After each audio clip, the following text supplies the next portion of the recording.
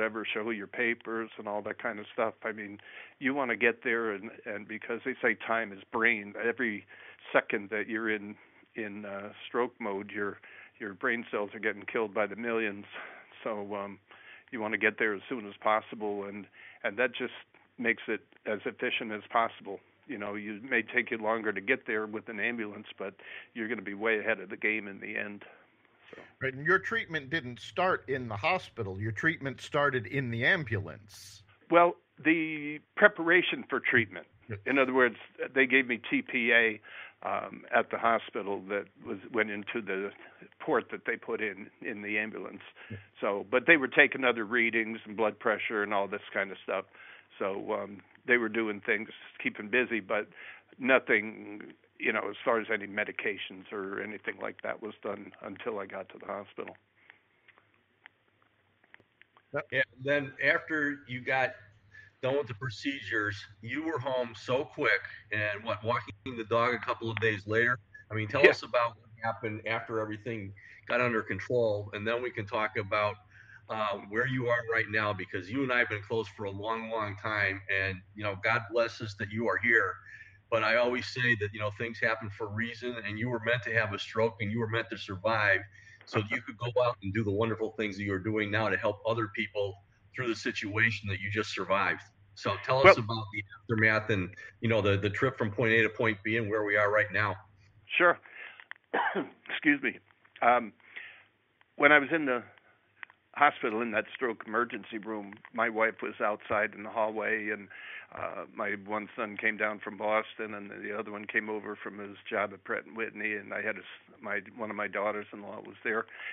And so the doctors are going out and keeping them up to date with what was happening. And like I said, all they knew was I went in there, I couldn't talk, couldn't move my whole right side.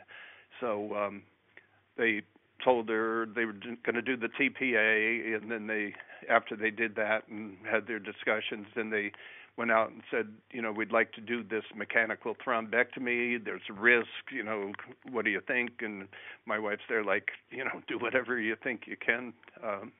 You know, obviously it's got to be worth the risk, because either you're the same way you came in, or you go out the way that I went out. Thank God she said, take a risk.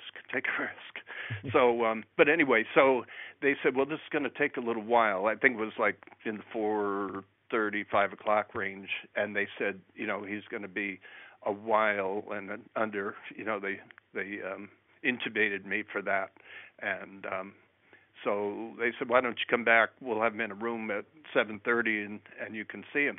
So as my wife says, they went out and had some coffee and stuff and came back at 7:30, and they got to the room, and they didn't know what they were going to find. And when they got to the door, they looked in, and by then I'm sitting up in bed, and I wave them in and say, hey, come on in. And they're like, what? So it's like, wow. So, that removing that clot got everything going, and there wasn't much damage done, obviously. And so that just started it. I mean, I was on the road to recovery there. They kept me over. That was Monday, so Monday night. Tuesday, they're running all kinds of tests, and they had me stay over that night. But in the meantime, I'm up walking around. Tuesday afternoon, they said, or Tuesday night, they said, we're going to put you in a step-down unit. So they said, we'll get a wheelchair. And I said, well, can I walk? And they said, okay. I was known as, you're the guy that had the stroke. So anyway, so Wednesday morning, he says, I'm going to send you home today. And, you know, you got all that checkout stuff you got to do. So by the time I got home, it was the afternoon. And we stopped by my office on the way home. And by the way, I walked out, you know, I walked down to the desk and just walked right out, you know, when it was time to leave. And so they're all kind of amazed by that, at how well it worked. As a matter of fact, my wife said that the doctors were almost giddy after they did that mechanical thrombectomy, and they could see me start moving and everything. And because that's what they practice for. I'm how they want it to come out.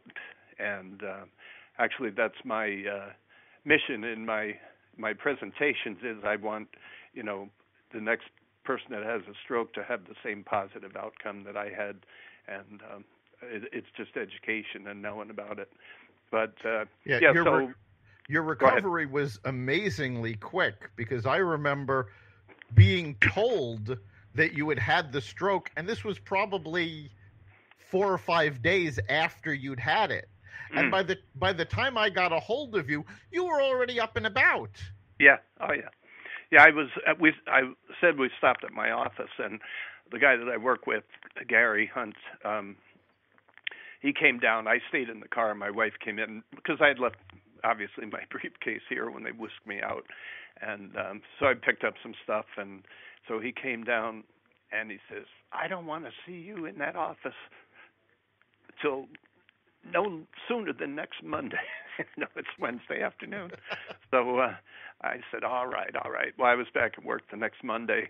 But one thing I remember was I left the hospital. I had no deficits, which is amazing in and of itself. And I needed no rehab. So that's amazing as well, to have a stroke like I had. People say, well, was it a partial stroke or a mild stroke? And I said, no, it was the real deal. I couldn't move and couldn't talk. So, but it's the technology today, and so anyway, so my neighbor, we went home that Wednesday, and my wife and I took the dog out for a walk and everything. And my neighbor said, "I heard you had a stroke, and on Monday, and here you are walking your dog Wednesday afternoon." So I've been just spreading my word. I've been told, one particular guy I went to high school with many years ago, but he said strokes run in my family, and I've always feared having one.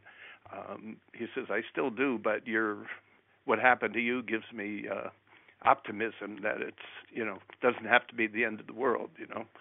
So but really so many people, I'd say 95% of the people that are treated for a stroke, at best they're coming out needing rehab and that type of thing, and have leftover deficits. So, and I'm technically a stroke survivor, and as I say in my presentation, I struggle with that because it doesn't feel like I had one. It's like it never happened. But the people that I think are the stroke survivors are the ones that come out with deficits and have to work hard to rehab and do all that stuff. But they're the ones I admire for how hard they have to work to get back to their normal life. So I think what happened is that I like to say I was in the ambulance, and God looked down at me and she said, whoa, we got to give this guy a break. He's got a big mouth and he knows a lot of people. We're going to make him a strokesman. So I'm the spokesman for the strokes now. Let's talk a little bit about that. As Chip alluded to, you've been going all over spreading the word and talking about your experience. So tell us a little bit about what you've been up to. Well, when I was, just out of the hospital and people got word of it, I got nice cards and I got emails and phone calls and everything. And one common thing was people said how much they learned about strokes from what happened to me. I learned a lot about it too, but I'd heard about strokes and I know people that had them, but I'd never really knew the different variations, different ways it could affect you and all that. And it's just like I said people are learning. They seem to be grateful to know this stuff. So I spoke to my nurse navigator from Hartford Hospital. She was tracking my progress after I got out. They make sure everything's okay, and do you need therapy or anything like that. So one day she says, "Do you have any questions for me?" And I said, "Yeah, I was just wondering, what kind of outreach you have. Do you have it?" And she said, "Well, I ironically just got an email from my boss that said we should be doing more of it." so I said, well, you need some help? And she said, sure, we'd love it. So that kind of gave me the start, and just knowing a bunch of people. Got a friend that's president of the Kiwanis Club in Newington. They have speaker programs and everything, and they said, you want to come in and talk? And I said, sure.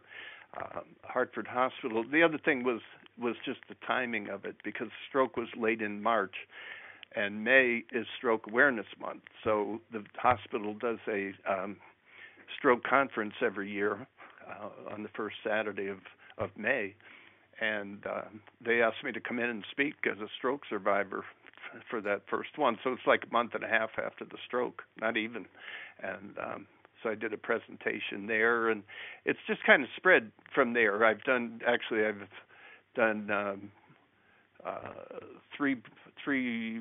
four different presentations at Hartford Hospital. I just spoke about 3 weeks ago. They had their annual corporators luncheon. There was about 150 people there, and the neurology chief of staff did his like a half an hour presentation, and then they had me come up and speak after him, and so that went well. But so between Rotary clubs and other civic organizations, churches, I've been at Newington Senior Center a couple times, Weathersfield Senior Center, Rocky Hill, things like that.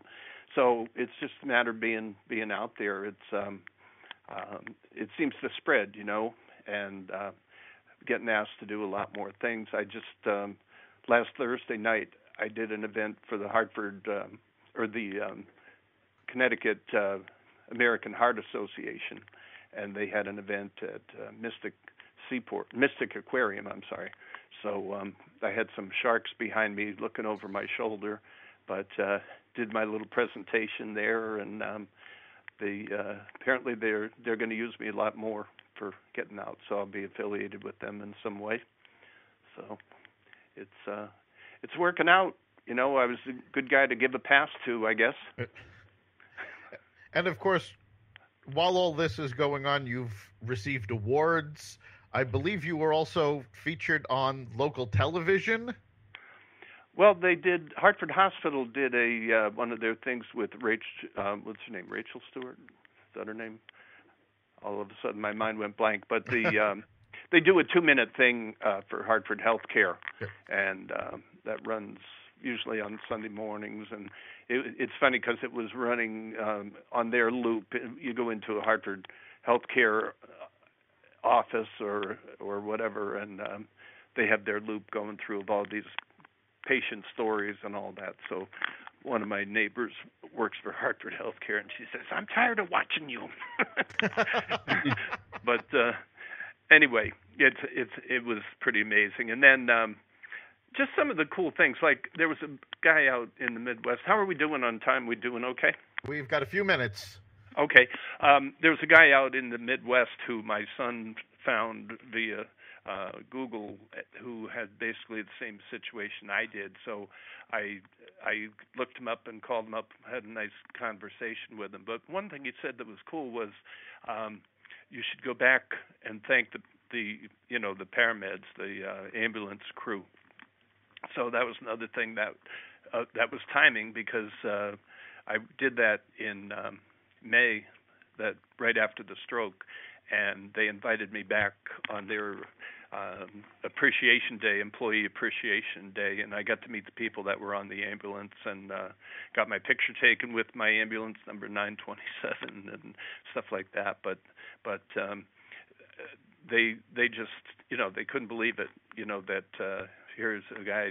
I said, I just want you to know, so you can tell the next guy that's having a stroke, hey, we know this guy, and we took him in and he couldn't move or talk, and he's out walking around and he's fine, so that's the importance of getting it done quickly and everything.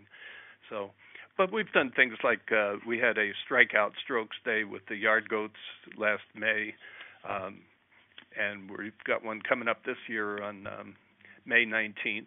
It's a Sunday, but I got to go down on the field, do my presentation, had my family and people from Hartford Hospital there with me, and had my mug up on the scoreboard out there, and they showed our story on my wife and I on that's been running on TV and everything. So that was fun. But the hospital appreciates it.